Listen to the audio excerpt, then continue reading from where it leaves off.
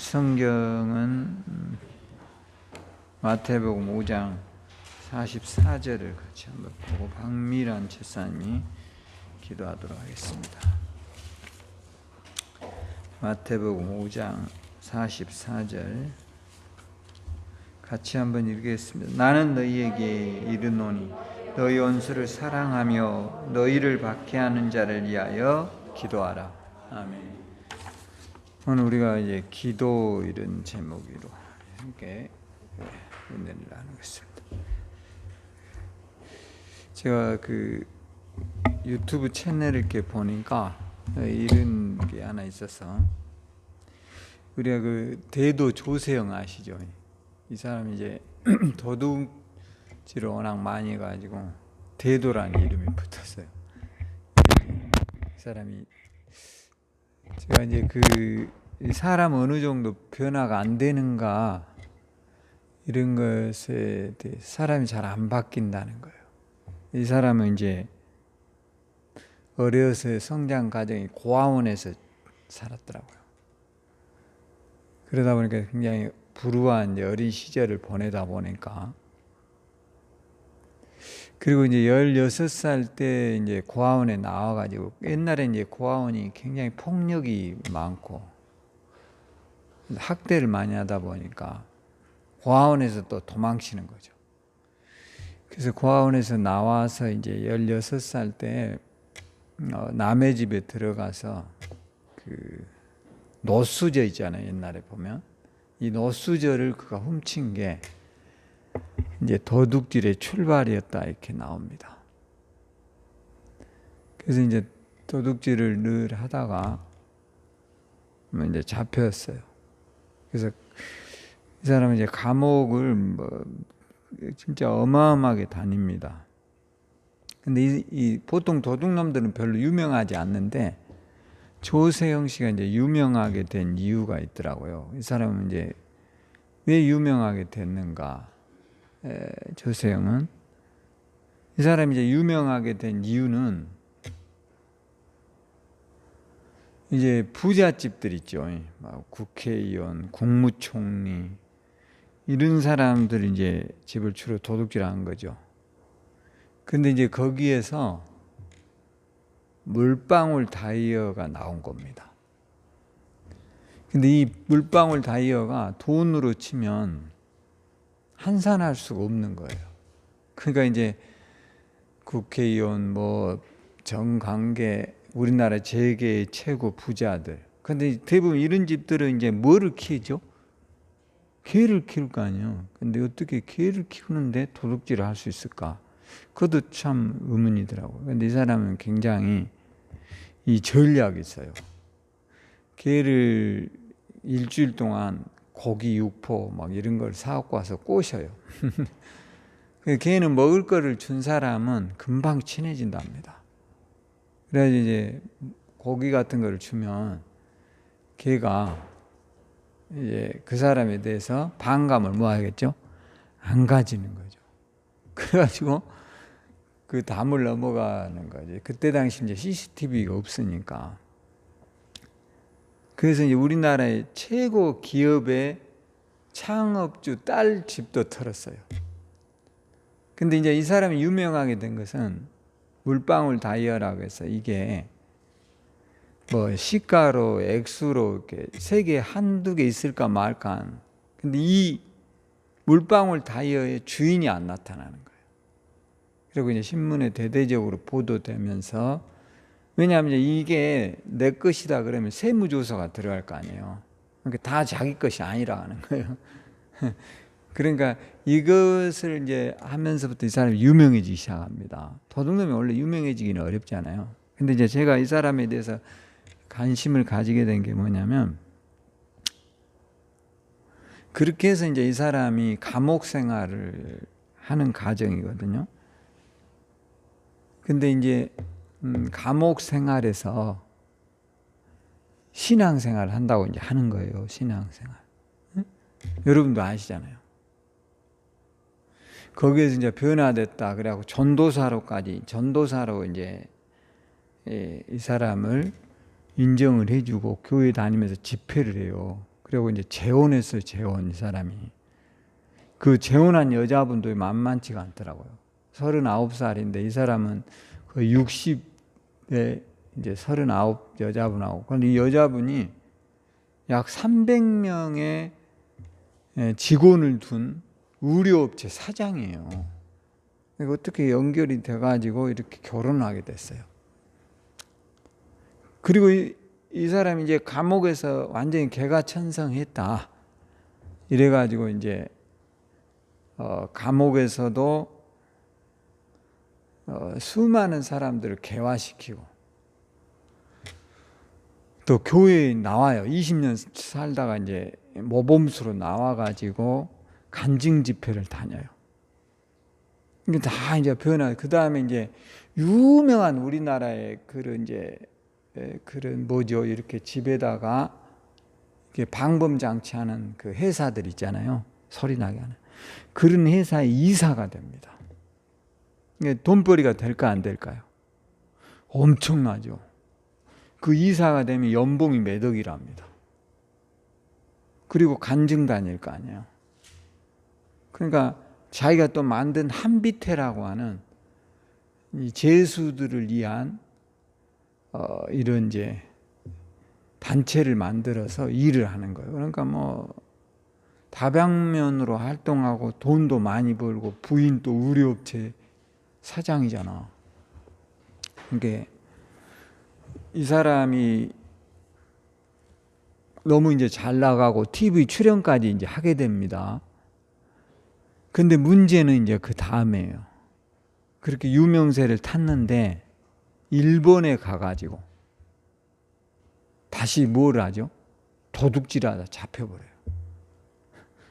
새 집을 터는데 마지막 터는 집에서 잡혀가지고 일본에서 3년 5개월 형을 살고 우리나라에 옵니다. 그래서 이제 제가 그걸 보면서 뭐 그러면 이제 그걸로 끝났냐? 부인이 그것까지 용서를 해줘요. 응? 근데 다시 3년 살고 와가지고 우리나라에서 다시 이제 그 이사직 다 아웃됐을 거 아니에요. 다시 도둑질이 드는 교회 간증할 수 있어요, 없어요? 이제 아웃됐어요. 이제 본격적으로 이놈이 뭐하냐? 도둑질을 시작하는 거예요. 그래가지고 이제 또 감옥 또 갑니다. 그래가지고 무려 16번. 감옥만 22년. 지금 80이 넘었는데 지금도 감옥에 있어요.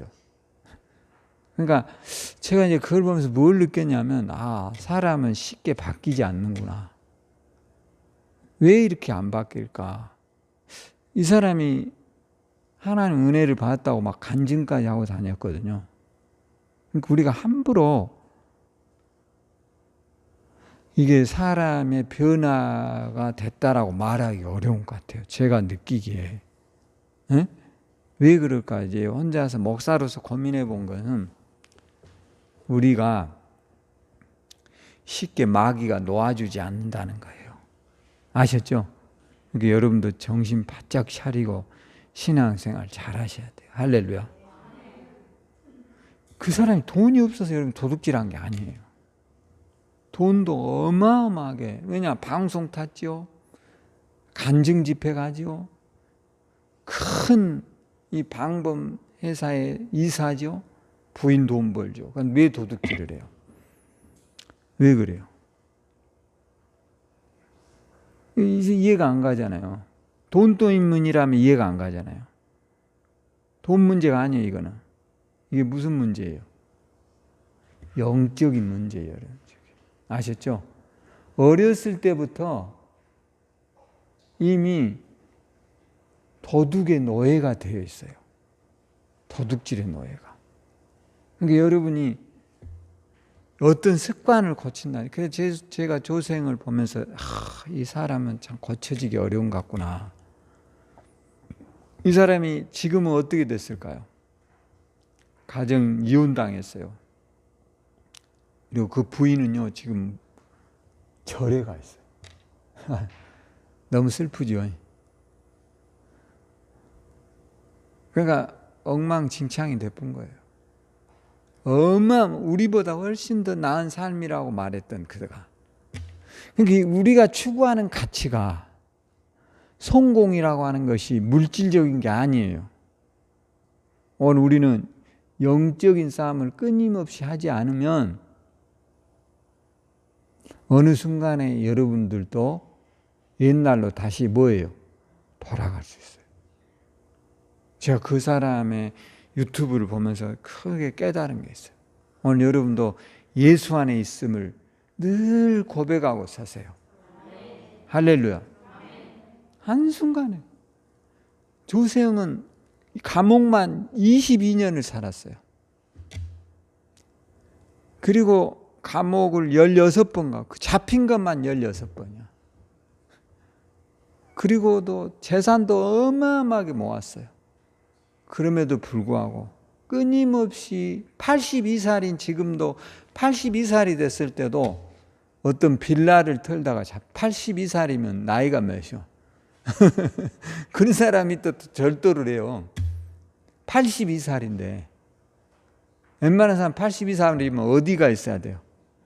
무덤에 가 있어야 되는데 이 사람은 82여도 그 바로 있죠. 바로 가지고 가서 도둑질하다가 잡혔어요. 이게 못 고치는 거예요. 이게 돈 문제가 아니라는 거예요. 영적인 문제, 영적인 문제. 아셨죠? 영적인 문제가 뭐예요? 어느 순간에 나도 모르게 나를 통제하는 게 내가 아니에요. 누구예요, 그게? 마귀, 귀신이 그러는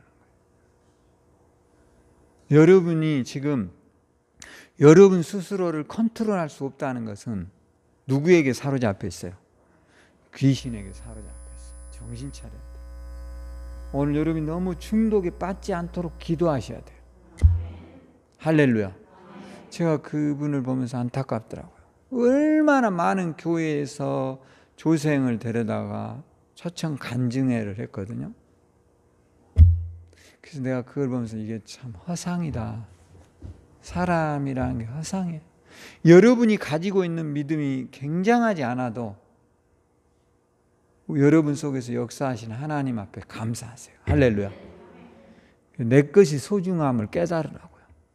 할렐루야. 그러도록 여러분이 기도해야 돼요. 그러니까 사람은 내가 바뀌어야지 그런다고 되는 게 아니에요. 왜냐, 여러분 마태복음 한번 가봐요. 12장.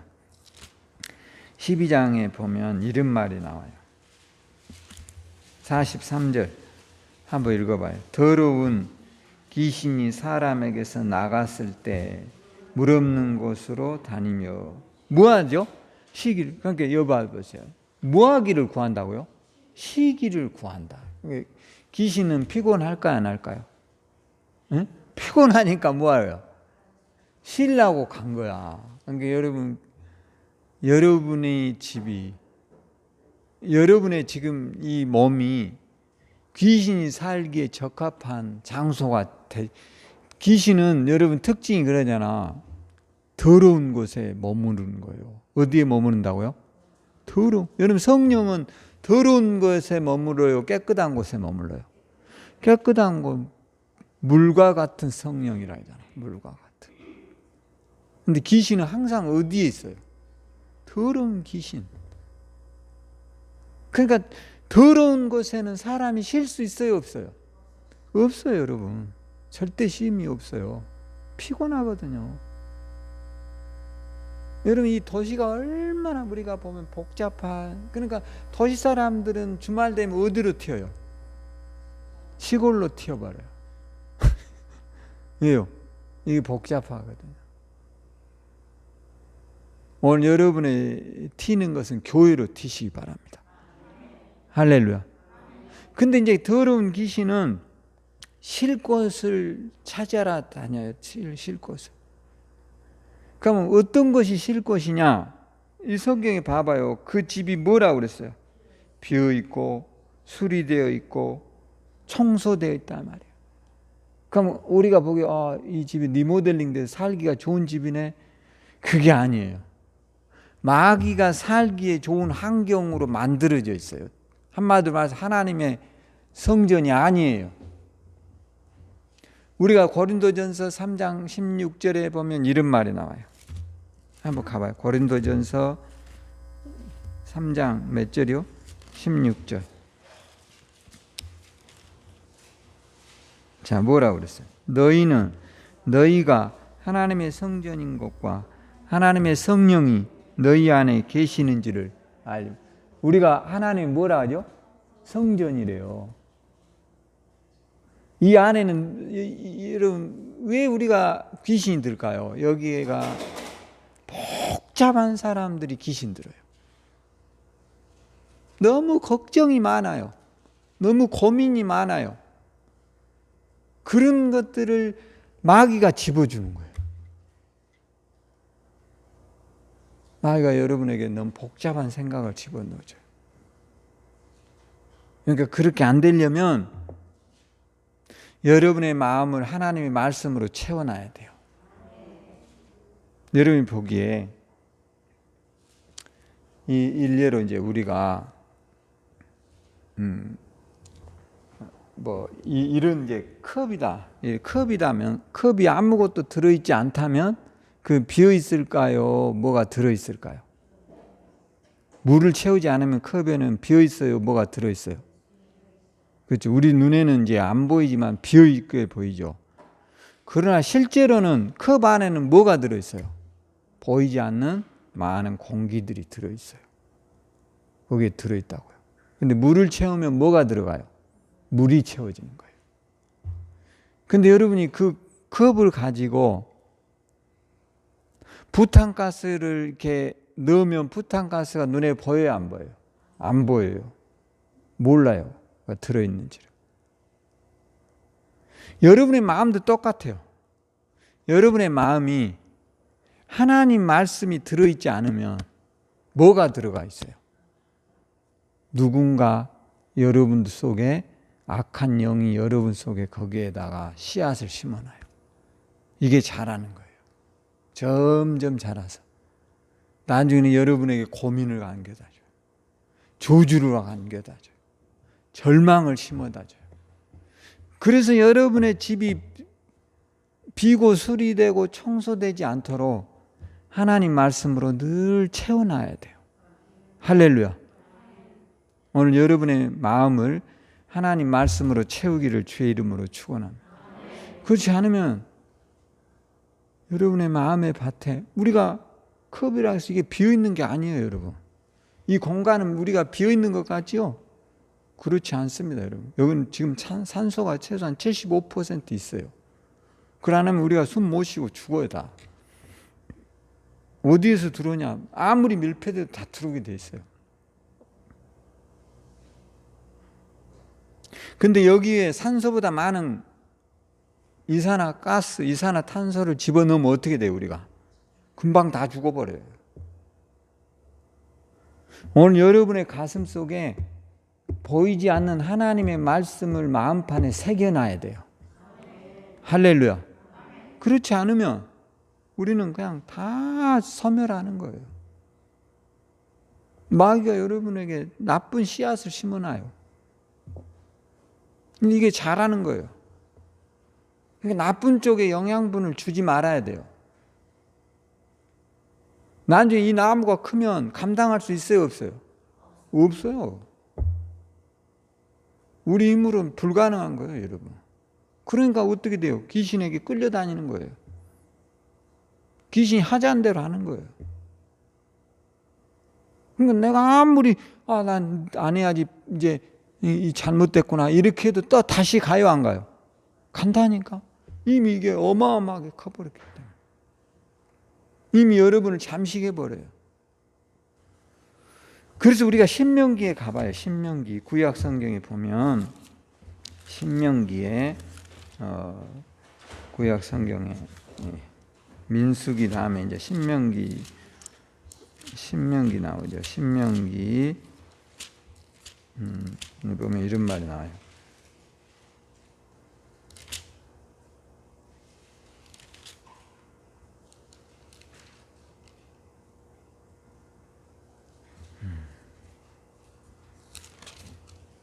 신명기 7장인가 6장에 보면 6장이요. 자, 6장. 이는 곧 너희 하나님 여호와께서 너희에게 가르치시려고 명하신 명령과 규례와 법도라. 너희가 건너가서 차지할 땅에서 행할 것이. 이제 가나안에 가면 이렇게 하라는 거예요. 자, 어떻게 하라냐? 자, 4절. 이스라엘아 들으라. 우리 하나님 여호와는 오직 유일한 여호와니. 너는 마음을 다하고 뜻을 다하고 힘을 다하여 내 하나님 여호와를 뭐하라 했어요? 사랑하라. 오늘 내가 내게 명하는 이 말씀을 너는 마음에 어디다가요? 마음에다 새기라. 어디다 새기라고요? 그렇지 않으면 여러분 속에 마귀가 자라는 거예요. 그러니까 제가 아까 조생 이야기했잖아. 교회 가서 간증까지 했다니까. 수백 개의 교회를 다니면서 나는 거듭났고 새 사람입니다. 나는 예수로 거듭났습니다. 간증했을까요? 안 했을까요? 인터넷 보면 나온다니까. 근데 왜 지금 82살인 그가 감옥에 가 있어요? 돈이 없어서요? 아니에요. 돈이 억수로 그 방범회사 이사되면 연봉이 억대랍니다. 그리고 텔레비에 나와서 거기 이사했다고 많은 사람이 축하해 줬는데 지금 그는 어디에 가 있어요? 감옥하고 있다니까. 82살에도 도둑질 해가지고 이 노루발이라고 하는 그거 있지요. 바로 이거 들고 빌라에 갔다가 빌라에서요 저금통 8,200원짜리 갖고 훔쳐갔다가 감옥 갔대요. 비참하죠. 왜 그래요? 왜 그는 거듭난 걸로 많은 사람이 말했는데 왜 이렇게 됐어요? 하나님 말씀을 어디에다 새기라고요? 마음에다 새기라. 여기다 안 새기니까 허망한 거예요, 인생. 다 겉모술수예요. 거짓이에요. 이선인 거예요. 그러니까 누가 와서 살아요, 그 집에? 마귀가 사는. 마귀 거짓말 여러분 엄청 합니다. 거짓말 하지 않도록 기도하세요. 그게 마귀 밥이에요. 따라서 나는 거짓말하는 것을 지옥 간다고 생각한다. 이런 마음을 먹으라고. 아셨죠? 마귀를 거짓의 뭐라고 그래? 압이라고 그래. 거짓의 압이라니까. 그러니까 여러분들이 그 조세영 같은 사람이 그냥 그렇게 된 게 아니에요, 여러분. 저는 그래서 이제 제수들이나 뭐 이런 조폭들이 변화됐다. 저는 잘 믿지 않습니다. 연예인들이 굉장한 신앙이 됐다. 별로 저는 잘 믿지 않습니다. 왜냐? 거짓이고 이선일 수 있다는 거예요. 우리를 돌아볼 때 그렇게 우리는 불완전한 존재임을 늘 인정하고 겸손하고 낮은 자세로서 하나님 앞에 오늘도 늘 기도하는 자세로 서야 돼요. 할렐루야. 그렇지 않으면 여러분 얼마든지 귀신이 우리를 속인다니까요. 이 영적인 세계라는 게 그렇게 만만한 게 아니에요. 오늘 여러분들이 예수 그리스도의 이름으로 여러분의 마음에 하나님의 말씀 한 구절이라도 새겨 놓으세요. 할렐루야.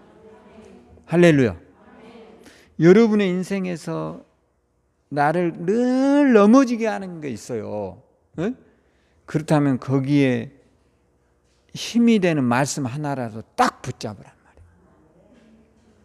일례로 요한은 나의 목자시니 시편 23편을 이게 딱 붙잡고 쓰네. 그리고 여러분이 그런 유혹이 올 때마다 그 말씀을 뭐 해야 돼요? 애우고 마음에다 새기는 거예요. 따라서 하나님 내가 이길 수 있습니다. 이렇게 다짐을 해야 돼요. 그렇지 않고 그 말을 잊어버리고 그 유혹을 쫓아가면 우리는 어떻게 될까요? 또 무너지는 거예요. 또 비참해지는 거예요. 그러니까 마귀가 계속 크는 거예요. 어떻게 될까요? 그의 끝은 이제 몰락과 지옥이에요. 오늘 여러분 예수 이름으로 승리해야 돼요. 할렐루야. 그 다음에 이제 뭘 하겠느냐. 6장 6절 봐봐요. 오늘 내가 내게 명하는 이 말씀을 너는 마음에 새기고 내 자녀에게 부지런히 가르치며 집에 앉아 있을 때든지 길을 갈 때든지 누워 있을 때든지 일어날 때든지 이 말씀을. 그 말이 뭘까요? 한마디로 말해서 어떻게 하라는 거예요? 그렇죠. 잠잘 때든 일어날 때든 길을 갈 때든. 그러니까 이 말이 뭐예요? 언제나야, 언제나 하나님 말씀을 마음판에다 새겨놓으라는 거예요. 요즘도 감사합니다 하고 길 걸은 사람 손 들어보세요. 감사해요. 꼭 하셔야 돼요. 할렐루야. 이거 굉장히 중요해요, 여러분. 우리가 데살로니가 전서에 보면 나오잖아요. 데살로니가 전서 5장 한번 가봐요. 데살로니가 전서 5장. 자, 5장 16절 뭐라고 그랬어요? 자, 천천히 읽어봐요. 334페이지 신약성경. 항상 기뻐하라. 쉬지 말고 기도하라. 범사에 감사하라. 이는 그리스도 예수 안에서 너희를 향하신 하나님의 뭐예요? 뜻이다 이거예요. 하나님의 뜻이 뭐라고요? 항상 뭐 하는 거예요? 기뻐하는. 그러니까 여러분이 사람은 기뻐하는 게 많을까요? 걱정하는 게 많을까요? 평균적으로 걱정하는 게 훨씬 많아요. 이게 사람은, 이게 제 이야기가 아니에요. 사람은 대략 한 90%를 걱정으로 시간을 보내고 유익한 것은 한 10%도 하지 않는데요. 굉장히 이게 심각한 거예요. 이거를 너무 잘 알기 때문에 하나님 우리에게 뭐 하라 했어? 항상 기뻐하라는 거예요. 여러분, 걱정한다고 해서 될까요? 안 될까요? 절대로 되지 않아요. 걱정한다고 해서 내일 지구가 망한다는데 어떡할까? 내가 그런다 해서 지구가 망할까 안 망할까? 그걸 어떻게 우리가, 방법이 없잖아요. 응? 저기 혜성이 와서 충돌한대. 그럼 어떻게 해 우리가? 어떤 사람 그거 걱정해가지고 큰일이야. 막 혜성이 와서 부딪힌대. 그래가지고 지구가 망한다는 거예요. 그래가지고 어디 땅 파가지고 땅 파도 죽고 굴 속에 가도 죽고 산 꼭대기 가도 죽고. 죽어요 안 죽어요? 죽어요 다. 그런 건 우리가 할 걱정이 아니에요. 어떤 사람 안 걸리면 죽는데, 암도 안 걸렸는데 안 걸리면 죽는데, 안 걸리면 죽는데. 그런 사람은 틀림없이 뭐 할 가능성이 많죠? 암에 걸릴 가능성이 많아요. 그러니까 그런 걱정을 해야 돼, 안 해야 돼요? 할 필요가 없어요. 근데 쓸데없는 걱정을 굉장히 많은 시간을 하는 거예요. 또 그것만 하는 게 아니에요. 무단한 얘들 걱정하는 게 내 자식아.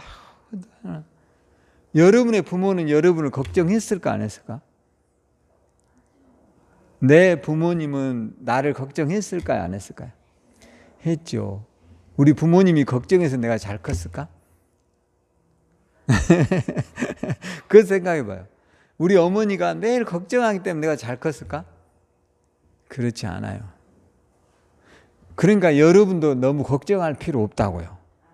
우리 아들 차에 가서 다치면 어떡할까? 또 어디 물에 빠지면 어떡할까? 어디 가서 콧병이 깨지면 어떡할까? 그런 걸 할 필요가 없다는 거예요. 그런 걱정으로 되는 게 아니에요, 인생은. 그래서 성경은 항상 뭐 하라고요? 기뻐하라. 좋은 것만 생각하라는 거예요. 나는 암 안 걸리게 하신 하나님 감사합니다. 할렐루야. 오늘도 지구가 안 부딪히니 감사합니다. 할렐루야. 우리가 그렇게 살아야 될 거 아니에요. 또 내 자녀들이 잘 될 것을 믿습니다. 할렐루야. 그런 걸 감사하란 말이에요. 괜히 막 만들어서 걱정하고 늙으면 어떡하나. 어떡할 거예요, 늙은데. 응? 늙은데 어떡할 거냐고. 그런다고 안 늙으면 얼마나 좋겠어. 걱정해서 안 늙을 것 같으면 나도 매일 하고 싶어요. 근데 그게 돼요, 안 돼요? 안 된다는 거예요, 그게. 오늘부터 항상 뭐 하라고요? 기뻐하라는 거예요. 그 말이 뭐냐면 여러분이 걱정되고 근심될 일을 버려버려요. 여러분이 쓰레기통에다 코를 풀었어요. 휴지로. 응? 근데 이걸 다시 떠들어 봐요? 안 떠들어 봐요? 떠들어 본 사람 손 들어보세요. 코가 노란가 검은가 한번 봐야지. 이라 봅니까? 안 보는 거죠. 왜요? 그건 하나의 뭐에 지나요? 쓰레기예요, 쓰레기. 왜 쓰레기를 자꾸 끄집어내냔 말이에요. 여러분이 해결할 수 없는 많은 생각과 고민과 걱정은 다 이미 쓰레기통에 들어가 있는 뭐예요? 쓰레기예요, 쓰레기. 그거 꺼내면 여러분 다시 불행의 시작이에요. 할렐루야. 그러니까 다 불행해지는 거예요. 그러니까 바울 사도는 우리에게 항상 뭐 하라고요? 기뻐하만 하라. 어떻게 그러면 맨날 기뻐합니까? 그래서 기뻐하라는 거예요. 그래서 웃고 살라라는 거예요. 우리 교회 웃음 전도사가 옛날에 누구였어요? 네? 그러지, 항수관 박사님. 항수관 박사님 돌아가실 때도 웃고 돌아가셨대요. 오늘 여러분도 뭐 사람 다 죽어요. 왜 안 죽어요? 그분은 어떻게 돌아가셨다고요? 웃으면서 돌아가셨다니까. 뭐 사람들은, 안 믿는 사람들은 걱정 많이 하지만 그분은 어디 가셨어? 천국에 가셨는데 무슨 걱정이야. 그건 다 우리 수준에서 생각이지. 항상 기뻐하고 그 다음에 뭐 하지 말라고요? 쉬지 말고 기도하라는 거예요. 쉬지 않고 기도하는 게 뭐예요? 여러분이 이제 혹시 염려되는 거를 기도하면 돼요. 자녀 문제가 염려되면 내 자식 잘 될 줄로 믿습니다. 돈으로 걱정되면 하나님이 물질의 복을 주실 줄 믿습니다. 할렐루야. 내 미래가 걱정되면 하나님 내 미래에 이런 책임 있는 축복을 주십시오. 할렐루야. 그럼 그렇게 한다고 될까요? 됩니다, 여러분. 사람은 뭐 하는 대로 돼요? 말한 대로 돼요, 여러분. 민수기 봐보세요. 민수기 13장에 보면 구약 성경이죠. 신명기 앞에 민수기 13장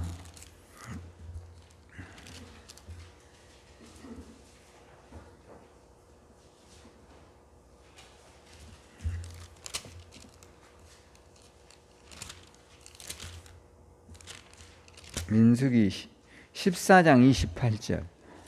자, 그들에게 이르기를 여호와의 말씀에 내 삶을 두고 맹세하노라. 너희 말이 내 귀에 들린 대로 내가 너희에게 뭐 한다고요? 여러분 말하는 대로 하나님 귀에 들려요. 그럼 어떻게 해야 돼요? 기도하란 말이에요. 기적이 일어납니다. 따라서 기적이 일어납니다. 잘 될 것입니다. 나는 건강합니다. 하나님이 복 주십니다. 우리 집은 잘 될 것입니다. 기적이 일어납니다. 쓸데없는 생각이 들면 이런 말을 자꾸 하세요. 할렐루야. 이게 이제 여러분의 말이 들린 대로 된다는 거예요. 그럼 어떤 말을 해야 될까요? 혹시라도 내가 아파 죽겠네 이 말 있으면 실수 그래 얼른 뭐래 아파서 뭐 한다고 해야 돼요? 살겠네 그래. 아프면은 살겠네 그 말이. 근데 우리는 아파서 뭐 한다 하죠? 죽겠네. 돈 없어서 죽겠네. 그럼 뭐라 해야 돼? 돈 없어서 살만하네. 이렇게 바꾸란 말이에요. 근데 왜 돈 없어 죽겠네, 아파서 죽겠네, 힘들어서 죽겠네, 또 뭐예요? 추워서 죽겠네, 또 여름 되면 더워서 맨날 죽겠네. 그러니까 이거를 좀 이게 이렇게 하면 안 되나? 이게 습관화된 언어를 좀 바꿔봐요. 어떻게요? 다르게 하네요. 습관화된 언어를 여러분이 조금만 이렇게 유도리 있게 해봐요. 더우니 참 좋다. 좋아요, 안 좋아요? 더우면 혈액순환이 된다니까. 더우면 뭐가 된다고요? 혈액순환이 잘 돼, 여러분. 에? 추우면 어떻게 돼? 추우면 또 추워서 몸이 또 좋아. 그러니까 너무 그런 것에 연연하지 말아요. 할렐루야. 이런 걸 참는 거예요, 사람은. 괜찮아. 참을 줄도 알아야 돼, 인생은. 배고픈 걸 참아야 돼, 못 참아야 돼? 좀 참아야 돼. 여러분, 실제로 배가 고프면요, 배고픔을 느끼는 순간 젊어진대요. 몸에서 젊어지는 에너지가 나온대요. 근데 우리는 배고플 새도 없이 뭐 하죠? 계속 먹어버리니까. 딱 음식을 배고플 때 먹어야 돼요, 원칙은. 그런데 배고플 때 먹으면 단점이 뭐예요? 너무 많이 먹어버린다는 거예요. 그러니까 정해놔야 돼. 이거 이상은 절대 먹지 않는다. 아셨죠? 그러니까 정해놔야 돼. 그거만 내가 2개 이상은 안 먹어야겠다. 근데 그런 마음을 먹으면 3개까지는 먹어지더라고요. 제가 해보니까. 그러니까 그런 원칙이 있으면 기적이 일어나요. 할렐루야. 그런 마음을 내가 이제 말한 대로 된다고 하니까 왜 우리는 말한 대로 될까요? 우리 안에 누가 계세요? 성령님이 듣고 계신다니까. 그러니까 여러분 아파서 죽겠네 하면 돼야 안 돼? 물론 아파. 그런데 그런다고 누가 알아줘? 여러분 아프다고 하면 누가 알아줘? 의사나 좋아하지.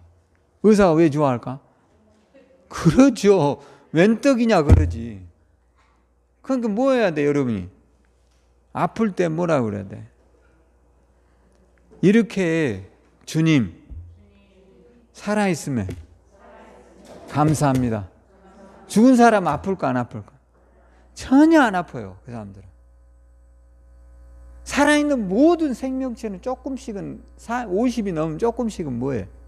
다 아파. 그러지 않은 사람 손 들어봐. 없어. 여기 50 넘어갖고 안 아픈 사람 뭐 2학 이상 안 아프나요? 이분도 아파 어딘가. 다 조금은. 그렇지 고장이 안 났다 이건 비정상이야. 머리도 휘어졌잖아 벌써. 아무리 뭐 봉서산 댕긴다고 안 아프겠어? 왜냐? 사람은 이 생로병사의 길을 거스릴 수 없어요. 그러니까 이왕이 아픈 거 긍정적으로 하란 말이에요. 할렐루야. 그렇게 하면 여러분의 말이 들린 대로 된대요. 그럼 어떻게 해야 돼? 이제부터 생각을 바꿔야 돼. 돈 없다 이런 말 하지 말고 앞으로 돈을 많이 주시려고 이러시는구나. 여러분 조금 없어 보면 있는 것에 대한 뭘 알죠? 소중함을 깨달아요, 사람은. 그걸 깨닫게 하시는 거야, 하나. 이제 그런 날이 와요. 반드시 여러분이 말한 대로 인생은 되리라고 믿습니다. 우리 안에 누가 계시죠? 성령이 듣고 계세요. 그러니까 오늘부터 힘들다, 뭐 아프다, 배고프다, 춥다, 더웁다 이런 말을 전부 다 살겠네로 바꿔야 돼. 할렐루야. 할 수 있죠? 여러분 말이 얼마나 중요한가를 알아야 돼요. 오늘 하나님이 우리가 말한 대로 들으세요. 여러분이 자꾸 그럴 때마다 한번 이렇게 말해보세요. 따라서 해보세요. 기적이 일어난다. 기적이 일어난다. 할렐루야. 그런 것이 좋을까요? 아유, 기적행위는 하루 사는 것도 이렇게 힘들고 버겁다. 이게 나을까요? 여러분 이왕이면 기적이 일어난다 해야 되잖아. 할렐루야. 그리고 가장 중요한 말을 했어요. 범사에 뭐 하라고 했어요? 감사하라는 거예요. 범사라는 게 뭐예요? 우리의 모든 생활에서 항상 감사를 찾아봐요. 감사할 걸 찾아보세요. 감사할 게 있어요, 없어요? 굉장히 많아요. 얼마나 제가 여러분 그 박경리 씨가 쓴 터지라고 하는 책 아시죠? 유명한 베스트셀러인데 드라마로도 만들어졌잖아요. 제가 그거를 이게 요약본을 이렇게 좀 그게 워낙 책이 많으니까 몇백 권이에요. 근데 요약본을 보니까 그게 우리나라에 쉽게 말하면 그 동학이 일어날 때부터 해서 근현대사까지를 써놓은 거예요. 우리가 이 근자에 있던 이야기까지 써놓은 거죠.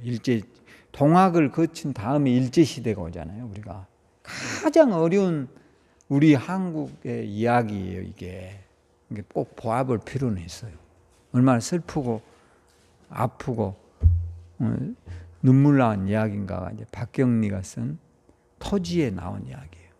우리나라 현대사, 근현대사 이야기인데, 이때 보면 사람들이 대부분 이제 태어나면 노비도 있고, 노비 아시죠?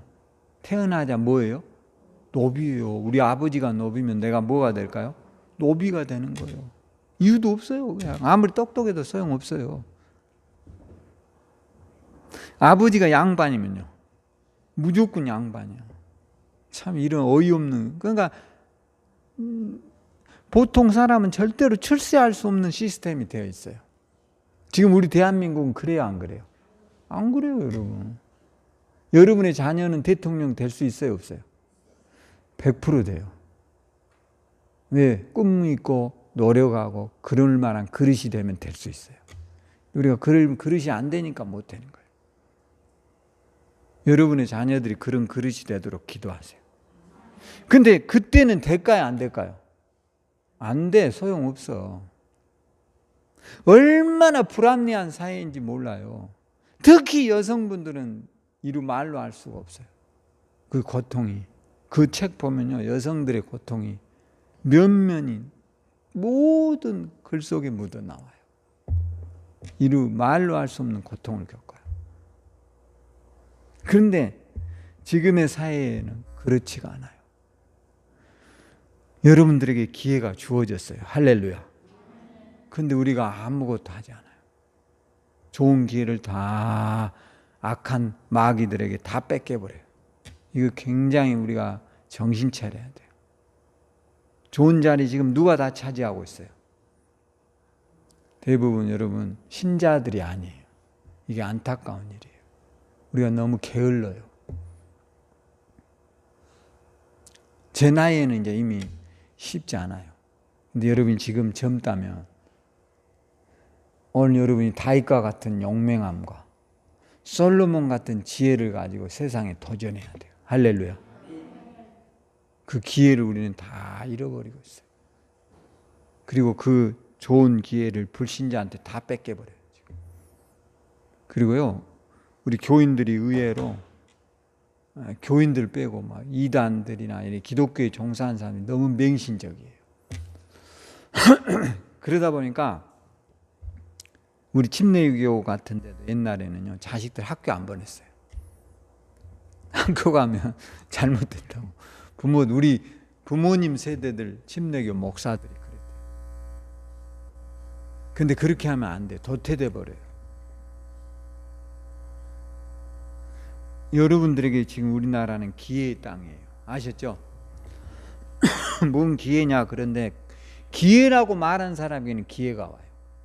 제가 아침에 앉아서 이제 밥을 먹으면서 TV를 보고 있는데 어떤 수의사가 나와요. 이 사람 대단하더라고요. 이제 수의사가 뭐 하는 사람이죠? 동물병원 이렇게 하는 분들이잖아요. 근데 이 사람이 그거를 그만두고요, 지금 뭐를 하느냐면 게 사료를 한국 음식으로 하는 거예요. 그러니까 게가 우리는 다 고기만 먹는 줄 알잖아요. 근데 이 사람은 컵밥 비슷하게 해가지고 고기도 넣고 야채도 넣고 이렇게 해가지고 게 밥을 만드는, 아예 수의사를 그만둬버리고 자기가 개를 치료하다 보니까 개가 너무 많은 이 암이라든가 병에 걸리는 거예요. 그러니까 이 사람이 내가 이거 한번 이 식품을 연구해 보자. 그래가지고 이 사람이 이제 그쪽에 연구를 했나 봐요. 근데 대박 났을까요, 안 났을까요? 어마어마하더라고요. 그래가지고 막 상상할 수 없는, 이 사람이 거기다 뭐 넣는 게 참, 거기에 뭐 파프리카 또 뭐지요, 당근, 뭐 소고기, 우리도 계란 이런 거 해가지고 그래서 게 사료를 만들어서 판매하는데 우리가 먹는 밥보다 훨씬 뭐하죠? 비싸버려요. 근데 그 시장이 어마어마합니다, 여러분. 그러니까 기회가, 그 사람은 그걸 기회로 본 거예요. 수의사 그만둬버리고 동물병원 원장 그만둬버리고 이 동물 식품업에 뛰어들었다니까. 근데 돈을 엄청 벌어버려요. 그러니까 우리가 생각한 것보다 세상은 의외로 지금도 기회인데 우리가 이 기회를 다 놓치는 거예요. 오늘 여러분이 예수 안에서 예수 이름으로 승리하도록 하셔야 돼요. 할렐루야. 왜요? 그것이 하나님이 우리에게 향하신 뜻이에요. 할렐루야. 그래서 여러분이 영향력 있는 그리스도인이 돼야 돼요. 좋은 선한 영향력을 끼치도록 기도하란 말이에요. 할렐루야. 여러분 예수님이요 누가복음에 보면 강도 만난 사람 말하잖아요. 강도를 만나요. 어떤 사람이 예루살렘에서 여리고로 내려가다 강도를 갔는데 교회는 맨 이런 생각만 해요. 예루살렘에서 여리고로 내려갔으니까 영적인 문제가 있는 사람들 이것에다만 포커스를 맞춰요. 저는 그렇게 생각하지 않아요. 거기에 이야기의 줄거리는 강도를 만났다라는 거예요. 근데 우리는 내려간 것에만 관심을 갖다 보니까 문제에 빠져요. 문제는 강도를 만났는데 강도를 도와준 사람은 누구예요? 선한 사마리아 사람이야. 거기 제사장도 아니고 레위인도 아니고 사람들이 좋게 보지 않는 선한 누구요? 사마리아. 그러니까 국회법에도 선한 사마리아법이라는 게 그 법이에요. 실제로 강도 만난 사람에게는 제도와 이런 지위가 문제가 아니라는 거예요. 우리나라의 그 옛날에 고려대학교를 다녔던 박수연 씨라는 사람이 있었어요. 부산 사람인데 이 사람이 일본에 유학 중에 열차로 떨어진 여성분 건지고 자기는 뭐 했어요? 다쳐 죽었어요. 이 사람이 참 억울하잖아요. 우리가 제일 원수를 누구로 생각하죠? 일본 사람이잖아요. 여러분 생각해 못 알아 그래요. 근데 그는 일본 사람이기 전에 무엇 때문에 갔어요? 사람을 건져야 된다는 본능에서 간 거예요. 떨어져 있으니까 아무도 일본 사람 안 가는데 그 여성분을 건지고 자기는 죽었어요. 근데요, 일본 사람들이 우리나라에 오면 지금 박수연 씨 기념관이 부산에 있거든요. 반드시 일본인들이 거기에 가서 그 사람에게 참배를 한다는 거죠. 뭐 참배를 한다 안 한다가 중요한 게 아니라 그런 사람들이 선한 사마리안이다 이 말이에요. 할렐루야. 오늘 여러분 뭐 우리가 죽으자 이 말은 아니에요. 중요한 것은 영향력 있는 그리스도인이 되라는 거예요. 할렐루야. 여러분이 좋은 영향력을 사람들 속에 미쳐야 돼요. 그럴 수 있어요, 여러분들.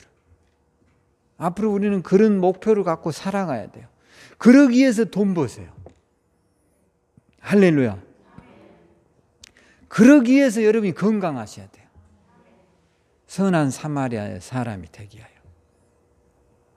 그러기 위하여 여러분의 부를 많이 쌓기를 주의 이름으로 축원합니다. 그것이 우리가 해야 될 목표란 말이에요. 여러분 우리의 원수가 일본입니까?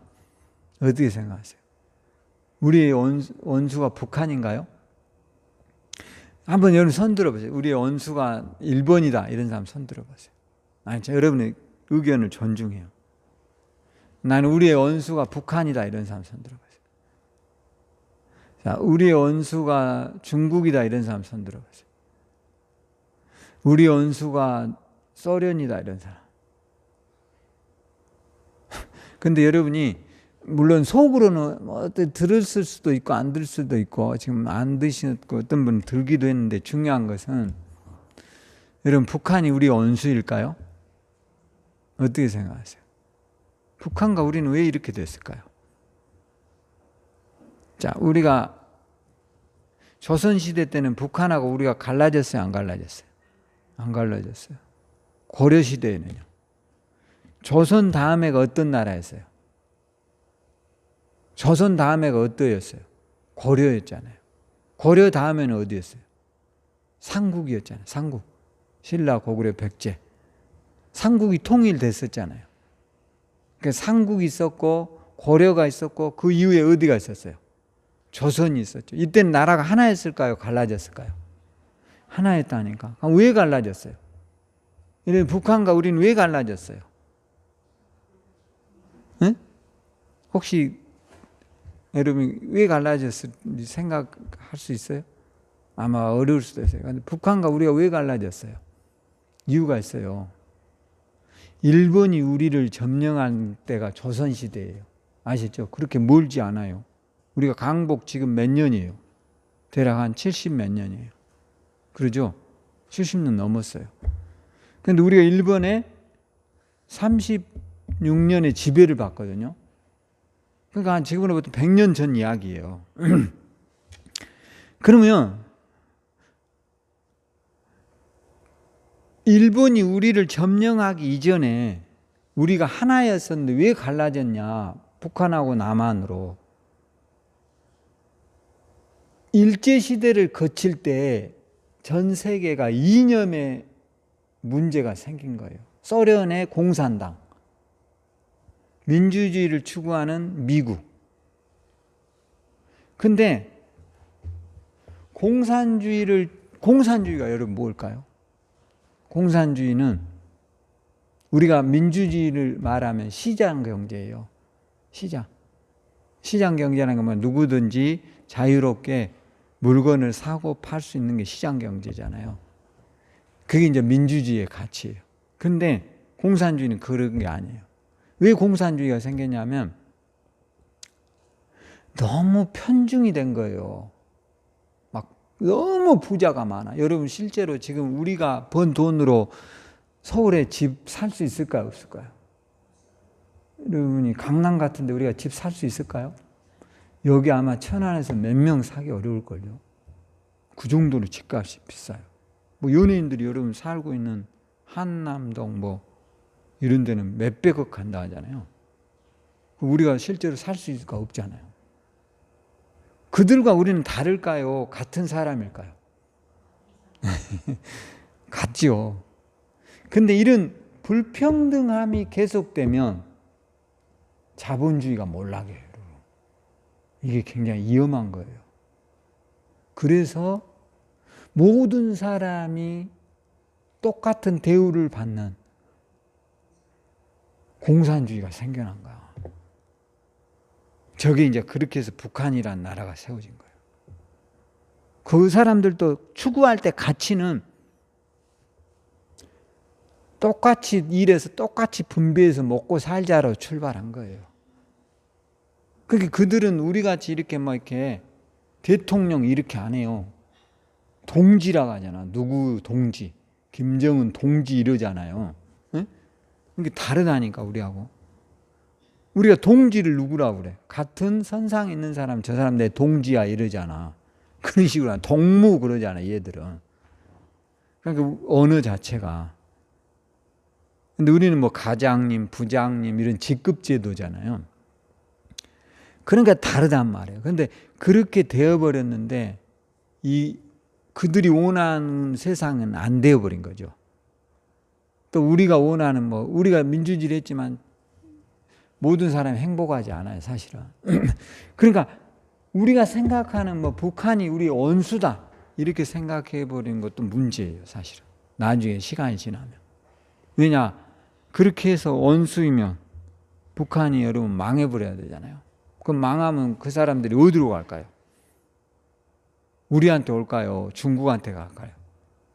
중국한테 갈 가능성이 훨씬 많아요. 그래서 이게 문제인 거예요. 그래서 우리가 그 사람들을 원수로 생각하지 말고, 그래서 백신도 웬만하면 주려고 하고 쌀도 주려고 하고 이렇게 하는 거예요. 왜냐? 자꾸 그 사람들도 우리와 같은 언어를 써요, 여러분. 중국어를 쓰는 게 아니라니까. 근데 이제 이거를 잘못해가지고 원수로, 이 적으로 죽여야 될 대상으로 생각하면 나중에 그들이 망하게 됐을 때, 우리는 한국하고 안 합쳐. 우리는 차라리 한국에 가니 어디로 갈 거다고요? 중국에 가버릴래. 이래버리면 우리는 이제 큰 재앙이 오는 거예요.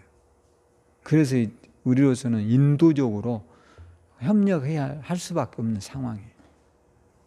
그러니까 여러분이 우리의 원수, 오늘 성경에 나오잖아요. 우리의 원수는, 오늘 마태복음 봐봐요. 결론이 이제 결론으로 마태복음 5장.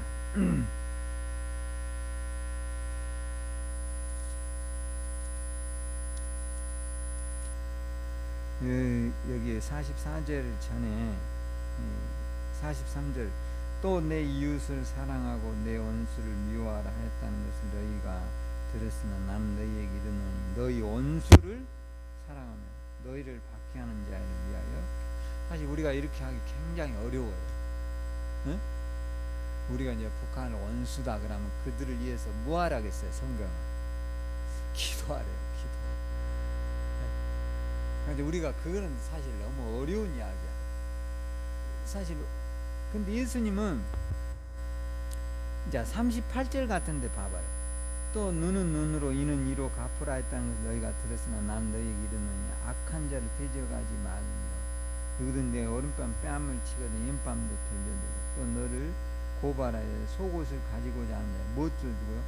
겉옷을 억지로 오리를 가자 하면 어디로 가고요? 이렇게 여러분, 내 원수가 너한테 오리를 가자 하는데 너는 얼마나 가야 들어가요? 예수님은 심리를 따라가자. 네 겉옷이 욕심난다 하면 뭐까지 주라고요? 속옷도 주고 오른편 뺨을 때리면 어떻게 하라고? 자, 여기도 때려줘 이러시고. 이게 뭐예요, 여러분? 이게 뭐냐면 우리가 이런 거, 사실 우리 이렇게 사는 사람이 있을까요? 없다 이렇게 하기는 어렵죠. 근데 이런 것은 협상의 주도권을 가지고 오는 거예요. 일례로 어떤 사람이 나에게 돈을 100만 원만 빌려줘. 그런데 내가 그 사람이 100만 원이 아니고 200만 원을 줘버려요. 그럼 내가 100만 원을 줄 때는 그 사람에게 끌려가지만 200을 줄 때는 내가 그 사람을 끌고 오는 사람이 될 수 있다. 이렇게 주도권이 바뀌는 거예요. 그러니까 예수님이 오른밤 뺨을 치면 어디도 돌려줘요? 자, 왼밤까지. 그러면 그 사람이 때리고 났을 때 상황이 달라진다는 거예요. 근데 우리는 대체적으로 그렇게 못하죠. 오른밤 뺨은 그냥 같이 뭐하죠? 맞닥뜨려서 뭐 그냥 하나 너 죽고 나 살고 너 죽고 나 살자 이런 식으로 우리는 대부분 싸우잖아요. 근데 이 내용의 심히 보면 예수님은 그렇게 하라는 게 아니에요. 네가 어떤 문제에 주도적인 역할을 할 수 있는 사람의 이치가 되라는 거예요. 끌려다니는 인생이 되지 말라라는 거예요. 아시죠? 우리가 하나를 달라고 하면 하나를 주면 끌려가는 거지만 둘을 주는 순간부터 끌려가는 게 아니라 그를 뭐 하는 거죠? 내 편으로 만들 수 있는 거예요. 아셨죠? 여러분이 그것이 이제 사람을 내 편으로 만드는 거예요. 직장에서도 여러분이 우리 속담에 이런 말 있잖아요. 미운 놈 뭐 한다겠어요. 근데 우리가 그렇게 삽니까? 미운 놈은 우리는 뒷담화하고 또 뭐예요? 험담하고 없는 말도 만들어내고 저주하고 그러잖아.